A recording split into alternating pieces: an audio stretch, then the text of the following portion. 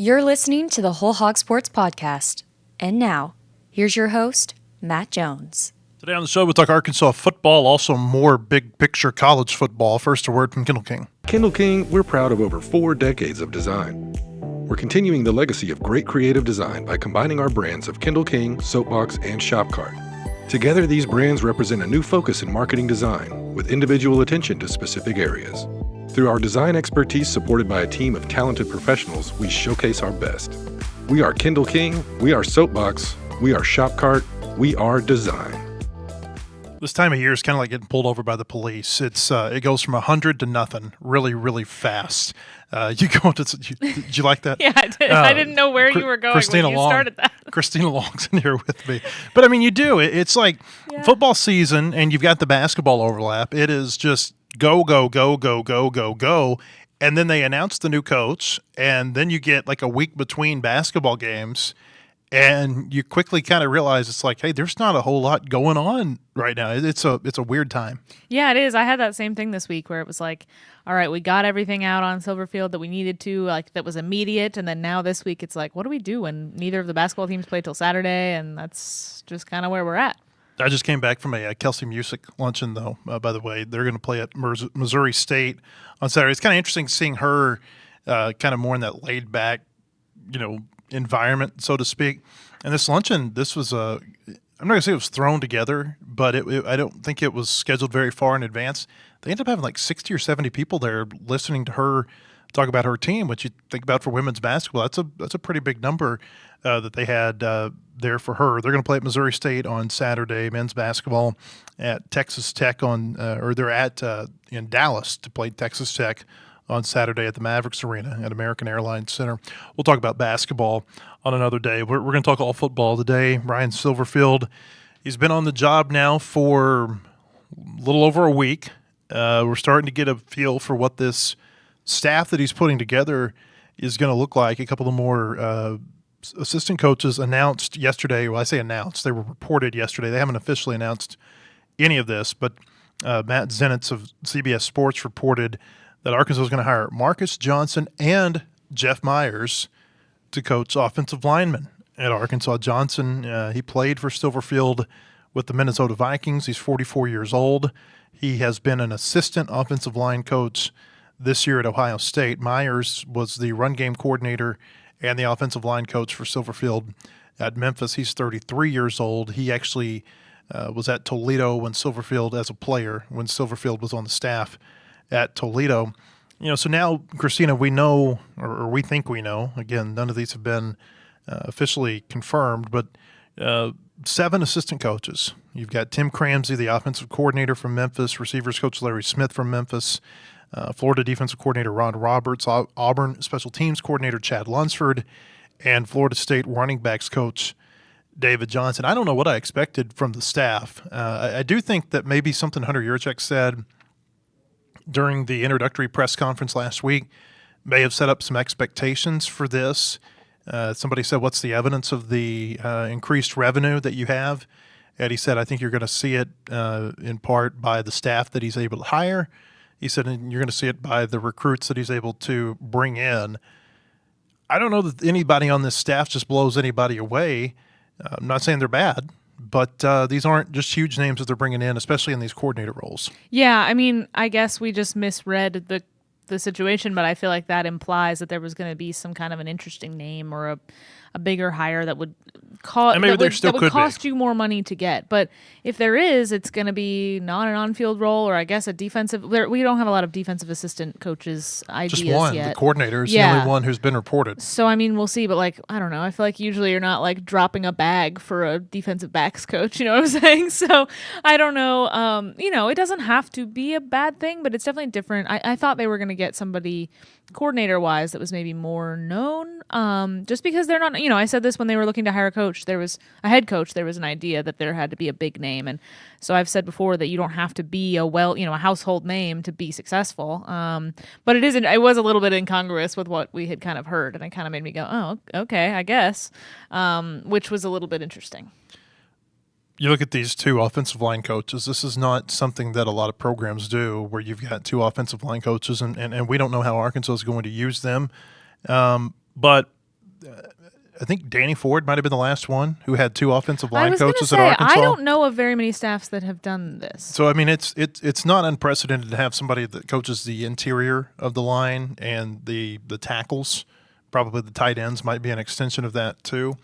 And everybody builds their staff differently. Like, I've seen times here where you have a linebackers coach. I've also seen times where you have an inside linebackers coach and an outside linebackers coach.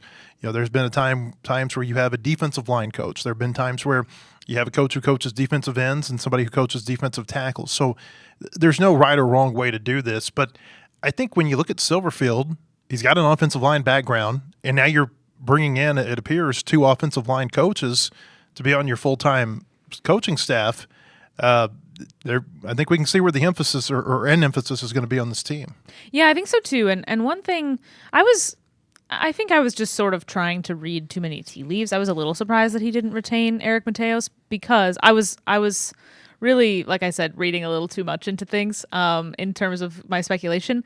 But when they put like the big Hogs Plus video out, they included a clip of Silverfield meeting Mateos and them I guess they had met before and they were reconnecting, and they included a little bit, it was kind of a long thing where you could hear their conversation. Not long, but it wasn't just like a, B-roll of him shaking hands with a bunch of coaches. It was like him in Mateos' office. He met Corey Robinson, whatever. They had a moment. So I was like, oh, maybe that's kind of a sign he's going to retain him.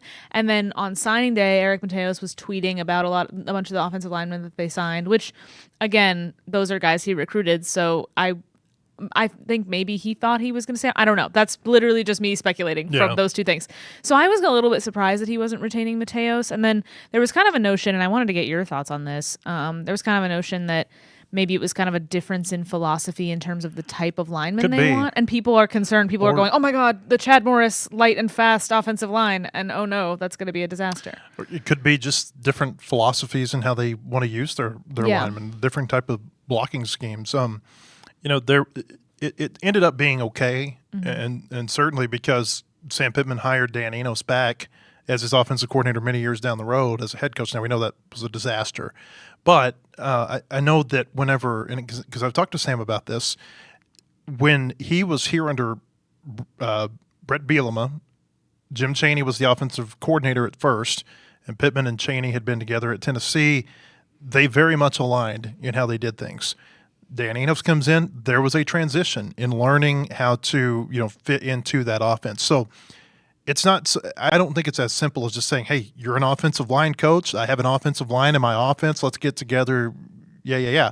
I think it's, I think it's a lot more nuanced than that. I don't know if that's was the case here, but, you look at these 2 guys. I mean, they both got ties to Silverfield in the past. Both of them have more or less played for him.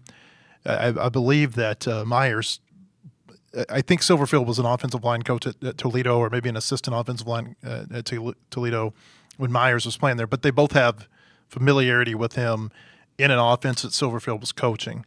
And so, I think that's a big deal to coaches. Yeah, it makes sense. You see that all the time, with even Petrino was hiring, when he kind of built his offensive staff, he hired guys that had played for him or worked for him before. So it's very normal for that in particular. But I was interested in the 2 offensive line coaches thing, but you're right. You do see that on defensive line in particular. You have guys kind of coaching the interior versus the outside guys. So, it does make sense to me. Speaking of offense, offensive line, Shaq McCroy has announced he's going to, or somebody's reported that he's going to transfer away from Arkansas. I don't know if this is a big surprise or anything, but that is out there. Yeah, so only the second person that's announced that their intent to Who was the first? Keyshawn Davila, the defensive back. I say announced. It's Hayes Fawcett who they all announce it through. So it's like shouldn't call it an announcement because technically it's reported, but it's basically the announcement. But since the portal, again, the portal doesn't open until January, so it's just people saying that they plan to enter the portal. But just those 2 guys so far. Going back to these offensive line coaches for a second, Myers previously was at Iowa State for a long time. He was Matt Campbell's offensive line coach there for quite some time. And then Johnson played at Ole Miss. He's previously been a line coach at Duke, Mississippi State, Missouri, and Purdue. This year he's an assistant offensive line coach. So he's not the offensive line coach at Ohio State. He's kind of like their number 2 line coach. and that's where he is. And I would assume that he would leave Ohio State now before the playoff Yeah, run. I guess we don't actually know. Don't know. I mean, again, all of this is just reported. None of it is confirmed. We don't have any reason to believe that any of it's not true. But that's his background. Yeah, I'll back to our point about the idea that this was going to be the staff hires were going to be evidence of the new financial commitment. Maybe it's just once we start getting these term sheets and figuring out what these agreements are, it'll just be that they're paying them better. Are they overpaying then? I mean, because you look at seriously, you look at the coordinators. Yeah. Ron Roberts, a defensive coordinator, he's got a lot of experience. He's late 50s, early 60s. But is it good experience? Well, but he's been a defense coordinator at Florida this year. You look at Cramsey. Is he as good as Bobby Petrino? There's a lot of different thoughts about what you think about Bobby Petrino this year. I mean, you look at the numbers. Numbers were pretty good, but then you kind of break it down a little bit further. The second half of games was not very good this year. I don't know. And so just because you pay a staff a lot of money does not mean that it's the best staff. I mean, this year's staff at Arkansas, highest paid staff they've ever had. Yeah. Look what that got them. Yeah.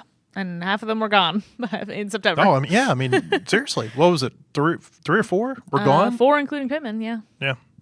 So, I don't know. This is, by the way, this is the quote. Yurchek last week was asked, what points to evidence that Arkansas stepped up in financials in the SEC? He said, quote, "It will come when he, being Silverfield, announces some of the people on his staff. That will be the first place." He said, "And then you will see how our roster comes together after the transfer portal officially opens in January. You see we've got a couple of young men here that are coming back." He was talking about KJ Jackson and Quincy Rhodes. He said that's a part of the financial commitment that we've made in our football program to be able to retain those high-caliber, very talented young men that we want to be part of our program, leaders of the program, so on. So, yeah, the portal stuff is going to be the next big thing because ultimately I think, staff pay is important. And he did mention support staff later on. Yes, and that's not just – and maybe that's the key is that they've got a much bigger support staff than they've had. If they want to, when he fired Pittman, Yurchek said that they wanted to build a more robust sort of scouting department, and maybe that's part of it. They want to, there's also been reports that Silverfield's bringing his general manager from Memphis. So, and what kind of his exact title will be and how that's structured is TBD. But, empowering him more with staff and the ability to evaluate and scout and bring players in, that could also be part of it. But I do think that's where portal time is going to be so important. It always matters because it's who's going to be on your team next year. But I think especially when you're establishing, a new roster, how many guys they lose, who they lose, if it's guys they want to retain, and then who they're able to bring in, what caliber of player is going to be really notable. And somewhere, we said that we felt like they maybe underspent on defense this year. And I think it'll be really interesting to see where they're getting guys from and what kind of experience these guys have when they bring them in. And if we'll be able to tell, are they going to invest more in one side of the ball or are they going to try to keep it balanced? There will be things like that we're trying to kind of read as we see the kind of players that they get in. It'll be interesting to see. I think maybe the support staff, maybe that's the big key. Maybe there's more support staff members and maybe they're able to pay their support staff members more. I don't know. I don't know how this is going to look. But that's the staff as we know it right now. It's more additions to come. Yeah, they've got to make 3 more. I would presume that assuming all of these are right, they've made 5 on the offensive side. Mm-hmm. 1 on defense, 1 on special teams. I would think that the other 3 would be defensive assistant coaches. Right. Wouldn't you think? Right. I can't see a world where you have 6, 3, and 1. Yeah. I think it'd be 5, 4, and 1. Yeah. That's how Pittman's staff was this year. Yeah. And defensive coordinator, he has linebackers coach background, right? I'm pretty sure. Right. So, maybe they do. So did Travis Williams. Ron Roberts was he was in the running to be Arkansas's defensive coordinator when Travis Williams got hired after Barry Odom had left to be the head coach at UNLV. Roberts was in the mix. I don't know how seriously he was in the mix. Was that when he went to Auburn for a year? Or yes. Was that, okay. Yes, he went to Auburn for 1 year, then he went to Florida for 2. Yeah. And we talked the other day about his efficiency. I wanted to mention this too, Christina. I looked up Memphis's efficiency this year. They had a 420 efficiency offensively. That's a good number.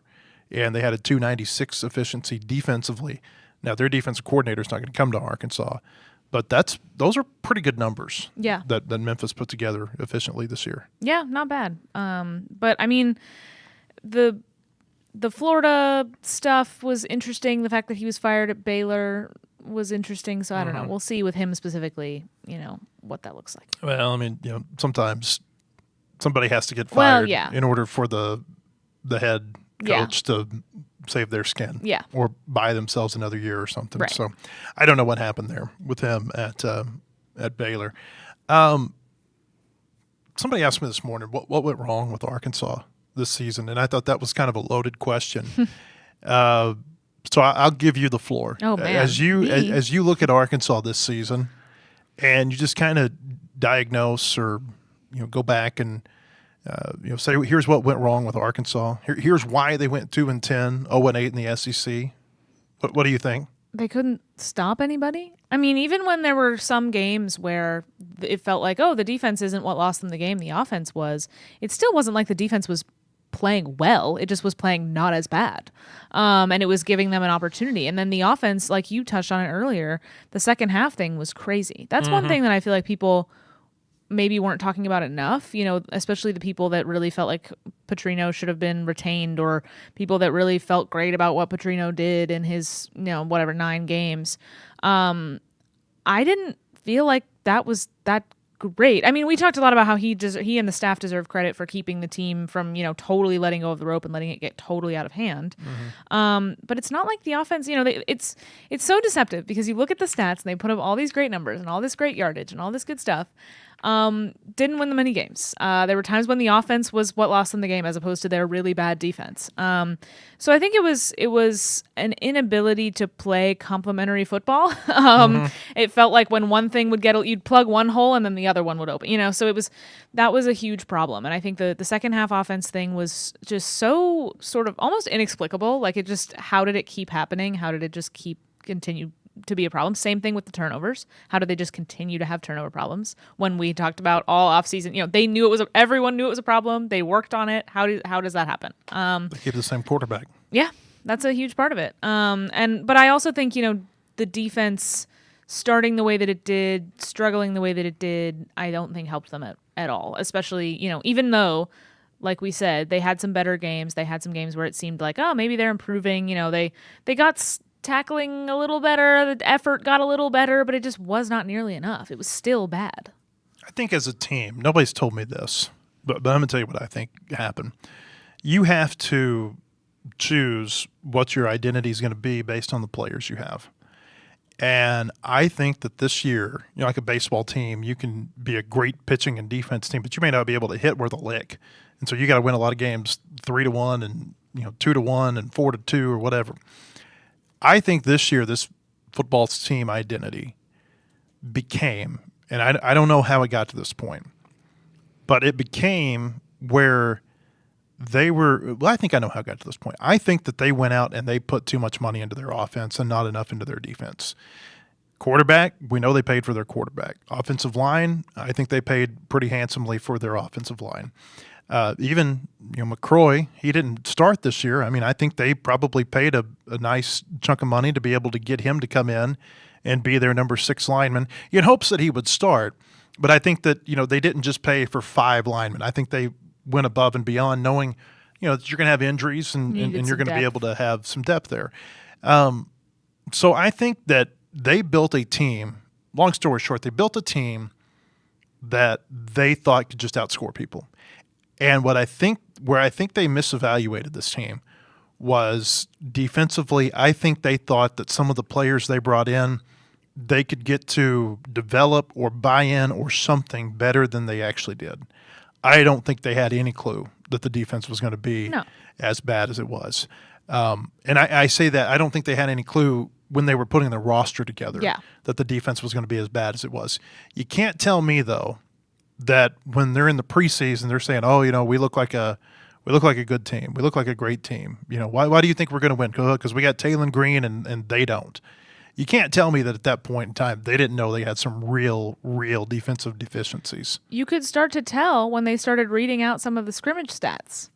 And they And read Monte out, Harrison. and Monte Harrison looked like the best. I was like, either Monte Harrison is the real deal and is the best receiver they've ever had, And we or never this know defense because is he not got good. hurt. I Right. mean, he may have Right. had a good season had he not been able. Right, and I don't think he's like not talented. Obviously, he's here. He played professional baseball. He has a certain level of athleticism that is going to help you. But it was when he was having like a crazy, all these stats, which the stats when he has from 3 catches of more than 45 Yes. yards in a scrimmage. Yes, and it's a little deceptive because we don't get to watch the scrimmages, and so they just read us the highlight plays.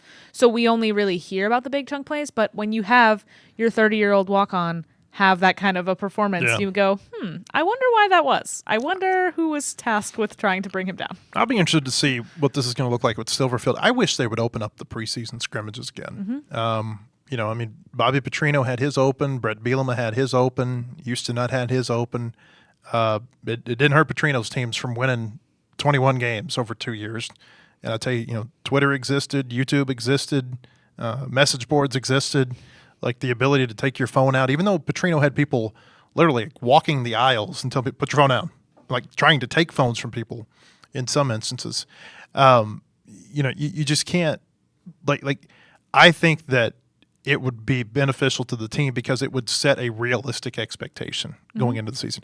And they may not agree with that, and that's fine. I'm just telling you that's what I would. That's what I think. But what should if you happen. don't want a realistic expectation going? Like, what if we all? Then you have that's from like if I were them. You get a I wouldn't have wanted 56-13 everyone- eye opener against Notre Dame. Well, That's yeah, all. yeah. But I wouldn't have, if I'm them, I don't want people writing about how, hey, this defense looks cheeks in August. I don't think that's what they want. I wouldn't use that word. Would you write that? I wouldn't write it because Would that make it past the editor? Well, you're the editor, so no. But that doesn't necessarily match the typical formality of our site. But it is something I have said and would say out loud. I always felt like you learned a lot about the team through those scrimmages. Yeah, no, you do. I understand why they don't want it. That doesn't mean I like it. Yeah. I think we should be able to watch practice. Just open up a scrimmage. Yeah. Open up a scrimmage, and you allow people.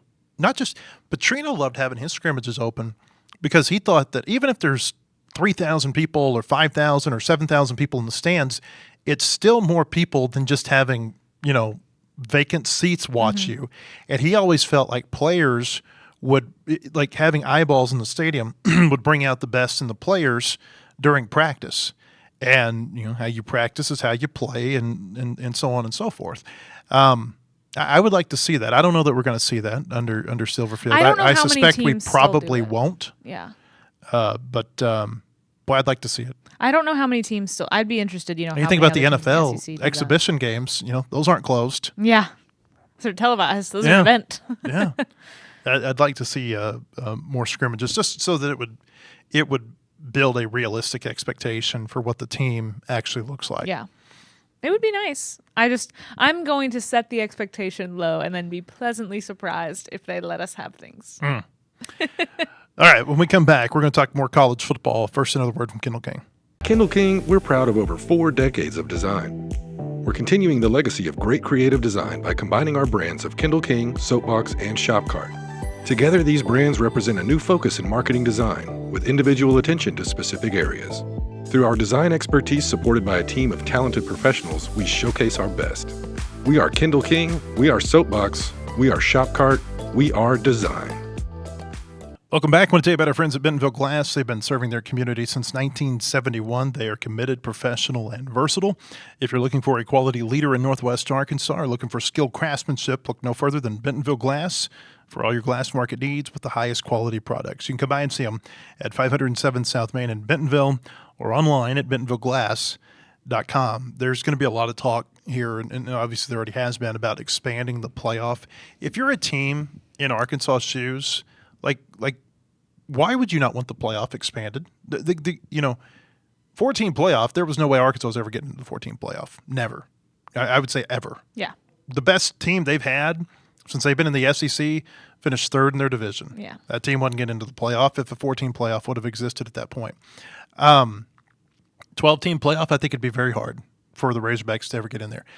And what we're seeing now with all these bowl games, I think the bowl games are, and I mentioned this yesterday, I think they're in some real trouble Yeah. right now.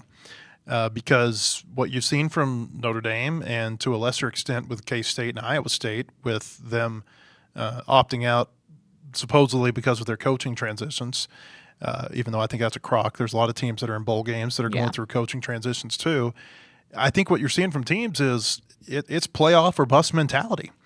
And the bowl games, boy, they don't do much for people.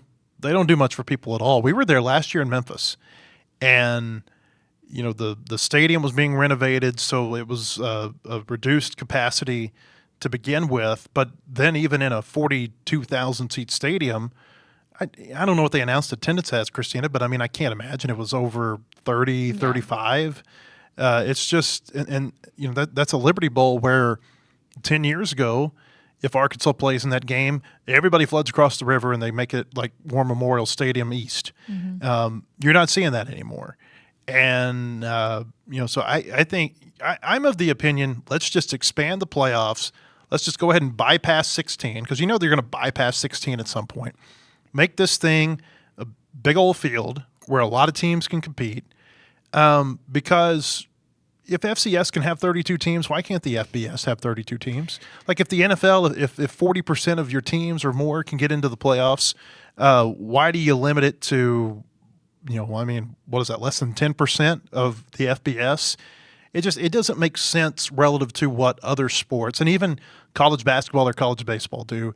The number of opportunities that you have to get into the postseason in those sports versus FBS, it just doesn't make sense. And I would think that if you're a team that you don't feel like you've got a very good chance to get into the playoff right now, expand that sucker as big as it'll get. You got to be banging the door down and say, hey, let's get 32 teams, let's get 40 teams, let's get and giving yourself a chance. Yeah, I mean, I get why people would want it. I do not love. I don't need like an infinitely large playoff. I also think we want to talk about the calendar being messed up now. You would have to totally mess up the calendar to get that many rounds of games in. Not really. I mean, they're playing the national championship game this year on January the 19th. Mm-hmm. You can fit that in. You can fit 5 rounds of playoffs in before January 19th. Just, take away the conference championship games. That's a big thing, but that's a big if. I mean, I don't think it's they going really to want to do happen. that. I think it will, but I think it's not going to be as quick as people maybe want. No, I agree with that, but it's going to happen. I mean, look at what the ACC championship game has done the last 3 years. Florida State, because they played in the ACC championship game, they were already down their starting quarterback, and then they looked, to borrow your term, like cheeks in 2023, and that cost them a chance to play in the playoff. Last year, SMU very easily could have lost its opportunity at being a playoff team, and then this year, they have their team, Virginia, lose in the ACC championship game. I mean, if you're the ACC, why do you keep playing a championship game? If you're the SEC, and this is where college football is so backward right now, so backward. If you're the best team, you have to play one more game than everybody else. Think about that. If you're the best SEC team or one of the 2 best SEC teams in every other level of sports, even high school football, if you finish 1-2 in your conference, you get a first-round bye in the playoffs. And I know that if you win the SEC, you're probably going to get a first-round bye. But if you lose in the SEC championship game, you're probably not. And so not only it's like you're penalized for being a good team. Hey, you're the best that our conference has to offer. So therefore, we're going to make you play an extra game. And then if you lose that game, we're going to make you turn around in 12 days and play a first-round playoff game. It makes absolutely no sense. And for the purposes of the playoff right now, they treat it a little bit almost like an exhibition because they don't want to punish you for losing your conference championship game. They don't want to punish you for making a game that technically teams are supposed to want to make, but then if you don't win, you get punished. And the conference championship, it can't. There's no way to justify what's going on in the playoff without talking out of both sides of your mouth. Oh, we're not going to punish Alabama for playing in the SEC championship game, but because BYU lost in the Big 12 championship, that's going to drop them down, and now all of a sudden we've got this head-to-head that we've been avoiding for 5 weeks between these 2 teams. There's the double talk when it comes to the playoff is never ending. Yeah, and it's hard because you also have standards that change over the years because you've changed the size of the playoff, so different standards apply now than maybe did before, but you also have different people. every time. I mean, they don't totally wipe the slate clean with who's on the committee every year, but there's usually 2 to 3 year turnover. terms. And so there's not, I mean, except for this year, because I know for a fact there's one that was on there at the beginning, but there's not anybody on there typically who was there when it started who's still there. Which is maybe a good thing, because maybe you want it to evolve. Maybe there's stuff that was, the way they did things at the beginning, there's stuff you want to change about it, but it's not as if it is, it is changing. It is a different group of people that evaluates things differently, that has different standards, and things change. The leadership changes, things like that. So it's also hard to get, you end up getting, the longer it goes on, the more contradictions you get, because it just it does change. I'm just tired of college football leaders acting like reality is not reality. I'm tired of we gotta check with the academic calendar, and we gotta do this, and we gotta do that, and bowl games, and like, who cares? This is so clearly about the playoff now. It is 100% about the playoff. We're talking about the playoff in week 1. Well, LSU just beat Clemson. What does that do to Clemson's playoff chances? It's so clearly about the playoff. Ryan Silverfield came in here last week, and he didn't say that it was about the playoff, but he said, we're not here just to compete for bowl games. Yeah. So that's a pretty good indication that it's about the playoff.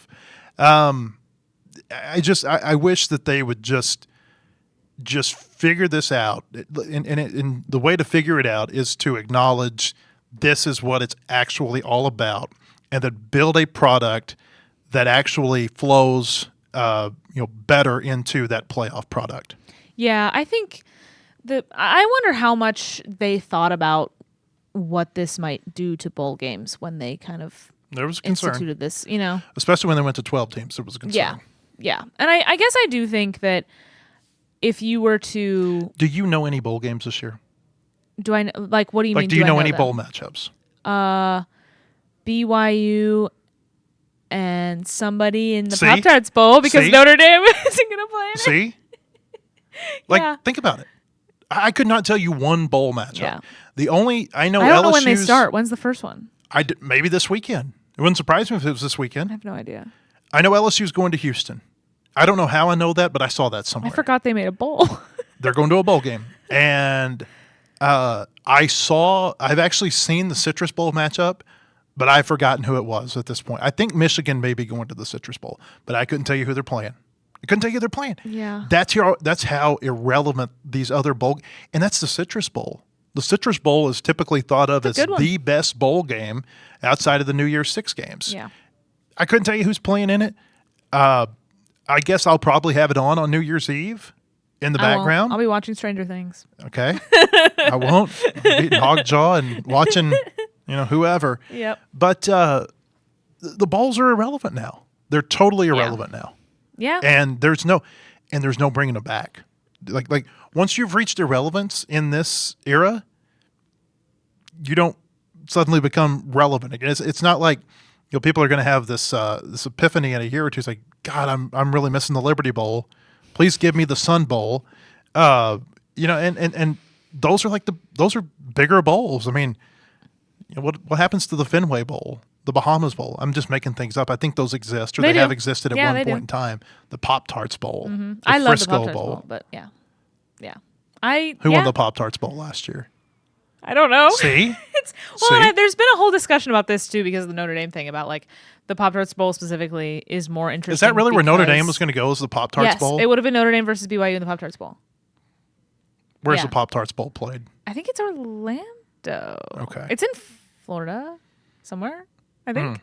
The thing with like the Pop-Tarts Bowl specifically is like they do like fun and wacky kind of things, and so it's the intrigue of the Pop-Tarts Bowl specifically is not about the game, it's about the Pop-Tarts. So if you're BYU and Notre Dame, it's genius branding and marketing. You think that you just got screwed out of being in the playoff. Yes. And so our consolation is to go do fun and wacky things at the Pop-Tarts Bowl. Yes. Are we not? I'm not saying that like Notre Dame should have been super pumped about that. But I'm like, I don't know. I'm not like standing up for the Pop-Tarts Bowl. I think the Pop-Tarts Bowl is hilarious. I don't know how long for this world it will be, along with all the other bowls, but specifically that one is fun. I said this yesterday. I think one of two things is going to save the bowl games. Number one is that you make them a pay-for-play event. So it's, hey, we've got a pot of $1.5 million here, and the winner gets 1.2. to distribute among its team, and the loser gets $300,000. And there's an incentive to actually play in the game. Or number two, and I think this would be hard, at least how things are structured right now, is you put the bowl games in the preseason, and they become like these kickoff events. So, hey, you went 8-4, and this team went 7-5 last year, and we're going to match you up in week 1 in the Liberty Bowl in Memphis. I think that is how preseason or like the first week. The first week of like the actual season. games that count. First week of the season. I think so. You actually have to play that too. somebody instead of North Alabama. I like that too. The only problem is these games get scheduled 80 years And that's in advance. that's what I'm saying. Like, you couldn't do it with the way everything's Yeah. structured right now. There's got to be a way for like a central controlling agency to come in and evaporate the SEC and the Big Ten and the ACC and take over scheduling and control of everything. And if you do that, maybe you can salvage the bowl games. But then again, I mean, who cares? Who cares? As soon as you have Arkansas taking on Wisconsin and Memphis to start a season, Wisconsin and Arkansas fans are going to be saying, well, why can't we play that game on our campus? Yeah, you're right. I think the bowl games, I think what's happened this week with Notre Dame, Iowa State, K-State, and I understand all of them are for different reasons. This reminds me of like when Christian McCaffrey sat out of a bowl game. Mm-hmm. It's like, okay, well, that's just him. The trend, yeah. But then the next year there were like 150 who Yeah. did it. And then the next year there were 250. And now it's nobody plays in a bowl game. Yeah. Unless you're a redshirt or a walk-on or something for the most part. So I think that bowl games, I think that these 3 teams sitting out this year is a real crack in the foundation. And it's going to be interesting to see, like at SEC spring meetings, like what kind of conversations are had about what do we do to make sure that whenever you are bowl eligible, that you go play in that bowl. They fined K-State and Iowa State $500,000. Oh, did they really? I don't think they care. No. I don't think they care. I think that they're more than happy to pay that fine. Yeah. I don't know how you deter it because you'd have to have a pretty huge fine, and then at that point, it's what's the point of having why? I feel like the punishment would not fit the crime at that point for it to be something that would actually deter teams from doing this. But yeah, I don't know. I think the postseason, I say I don't want a huge playoff, but I think if you expand the playoff and bowl games are gone, then the earlier playoff matchups would kind of just replace that, and they would be fun postseason football to watch around the holidays. Like, that's cool and fine. It has stakes. It's a little bit more interesting. You get more on-campus playoff games. Which I love, yeah. I think everybody would love that. Yeah. I mean, everybody would love that. And I'll tell you who would really love that are the administrators of these schools. Like, oh, we can charge for an extra football game, and we can charge top dollar for whoever to come here and play on December the 15th. Yeah, they'd love that. They'd love it without a doubt. Boy, it seems like Notre Dame's ready to blow up their relationship with the ACC. Yeah. And what did he say today? He said something about the Notre Dame athletic director said something about the playoff can't be like a 5th grade game of musical chairs or whatever. It's like, which is what That's it was. exactly what yeah, it it was said, crazy. actually. I was like, dang. Yeah, and I don't. If you're Notre Dame, go join a conference. Like don't get mad when you're not in a conference. At a conference protecting its own. I mean, the ACC, obviously the ACC is going to go advocate for Miami to make the playoff over Notre Dame. They don't care that you play lacrosse in the ACC. They don't care that you play basketball in the ACC or baseball or whatever. They're going to advocate for their football team to make the college football playoff. Yeah. Are we all aware? I heard this on a podcast. I heard this on Split Zone Duo, who I cite often, and I had not heard this or seen this anywhere else. Notre Dame has this 2026 playoff assurance. They signed this MOU, this memorandum of understanding. If they're in the top 12. That they would be guaranteed a spot the way that a conference champion is guaranteed a spot. If they're in the top 12. Yes, if they're in the top 12. Rankings. Which and allows the them... next year, and I think if it goes to if it expands beyond 12 teams, I think at that point it's if they're in the top 13, they're assured a spot. Yeah. I did not know this until a couple days ago. And I think is really interesting and is a way that they kind of tried to appease them and make their independence more sustainable. Because this is essentially making them a conference champion. Why are we trying to appease Notre Dame? Because they're Notre Dame. Who cares? A lot of people. It's dumb, but a lot of people. Go join a conference. If you want to make the playoff, go join a conference and win a conference championship. But that simple. they've already gone and changed the rules so that they don't have to. Again, this goes back to college football and its archaic nature, the conferences and the independence and all this stuff. It's like everybody get together, come under one umbrella. That's what the Super League is going to be eventually. And that's what everybody's That's what everybody thinks out it's going about. to be. Yeah, that's what everybody thinks it's going to be.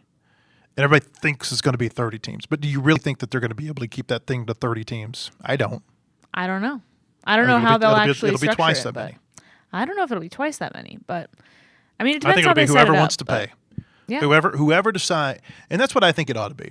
Whoever decides that they want to pay to play real big boy football.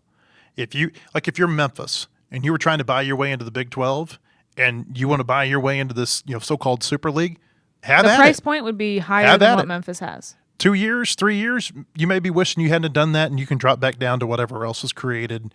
Maybe they do some sort of conglomeration of what's now FCS and Group of Five. I don't know, but I think if you've got the money and you want to put your hat in the ring and say we're going to pay to play at this level, I think you ought to have that chance.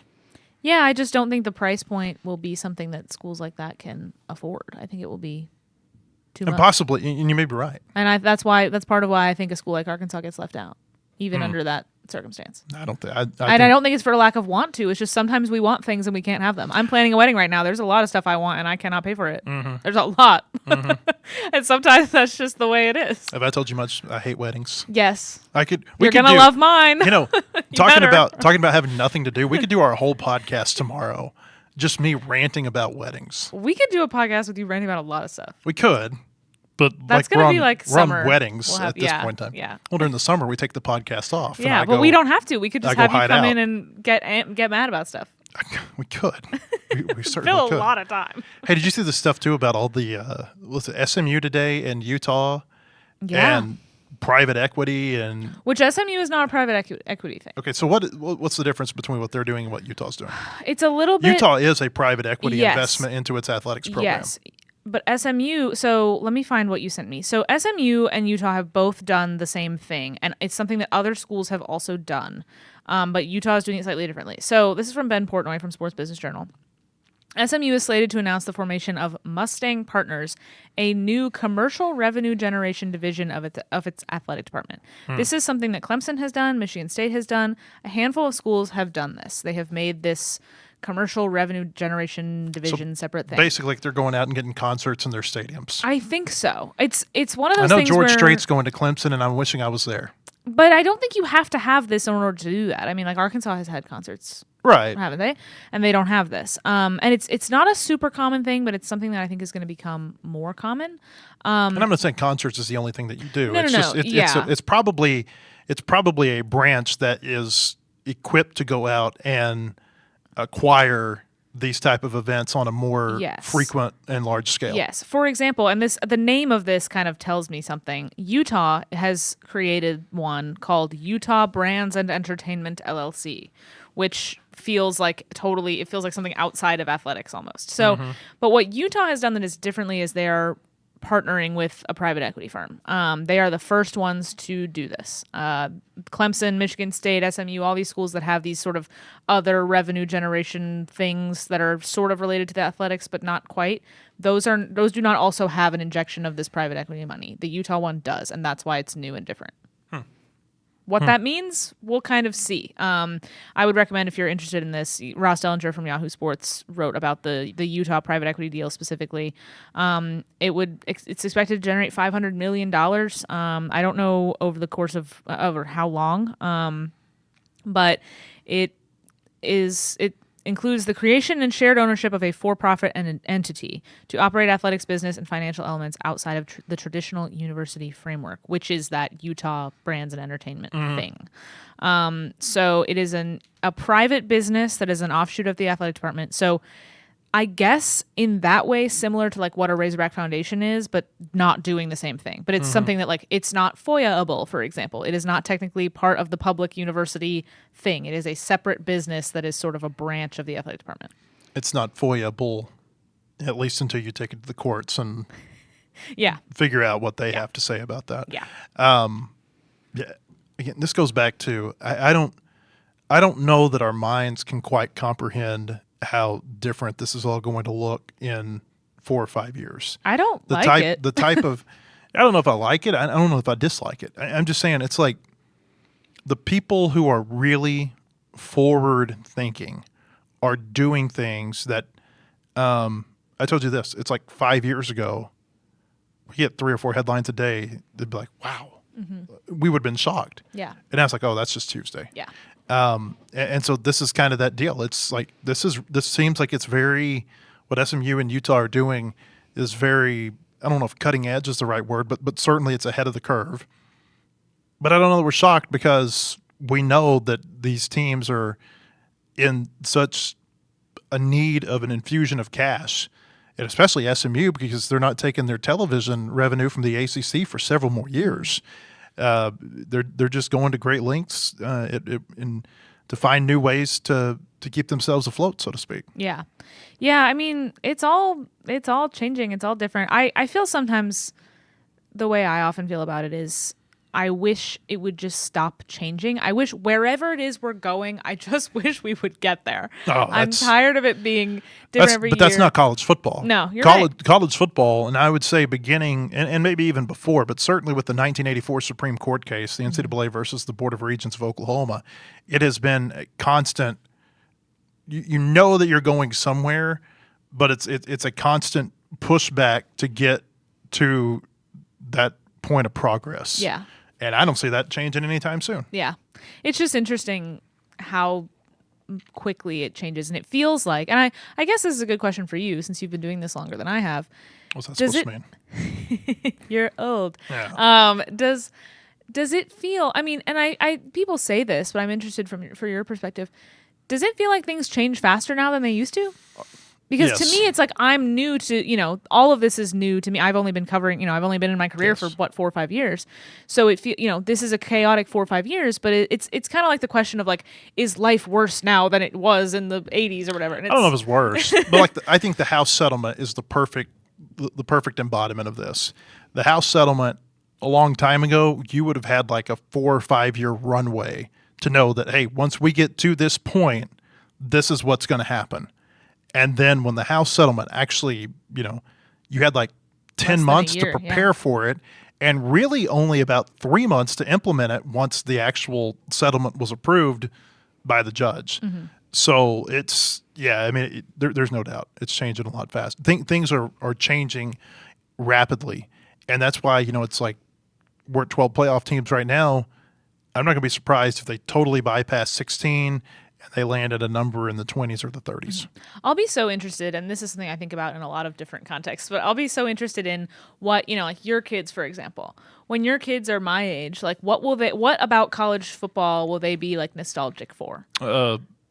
Gosh. That's because to us, we're like, this is so bad, and it's nothing like what I grew up with. I mean, my son but they'll have grown up with this. So what will it be like for them? My son thinks Vanderbilt is a football power. He thinks Indiana is one of the greatest football programs ever. So there's a couple of seriously. Yeah. He's been watching college football for a couple of years now, but like that's his perception. Mm-hmm. That's his perception of the game. Very strange. Yeah. But I'll be interested, how like kids that grew up with the playoff and like getting excited to watch, like what will that be? But see, this excites them. Yeah. They don't care about bowl games. Yeah. I don't think they do, at least. Yeah. Mine doesn't. All right. Appreciate you being here. We appreciate you being with us too, and hope that we see you at our website, wholehogsports.com. We're back here on our show tomorrow. Have a great day, everybody.